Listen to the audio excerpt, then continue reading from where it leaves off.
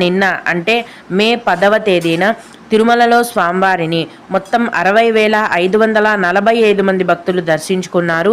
అందులో స్వామివారికి మొత్తం 32,527 మంది భక్తులు తలనీలాలను సమర్పించారు. నిన్నటి రోజున తిరుమలలో శ్రీవారి హుండీ యొక్క ఆదాయం అనేది 2,53,00,000 రూపాయలు. ఈరోజు కూడా ఎటువంటి దర్శనం టికెట్లు లేకుండా నేరుగా భక్తులను ఫ్రీ దర్శనానికి అనుమతిస్తున్నారండి.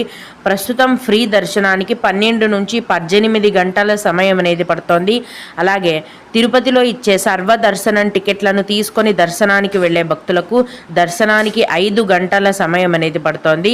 అలాగే 300 రూపాయల దర్శనం టికెట్లు కలిగి ఉన్న భక్తులకు మరియు 500 రూపాయల దర్శనం టికెట్లను కలిగి ఉన్న భక్తులకు దర్శనానికి 4 గంటల సమయం అనేది పడుతోంది.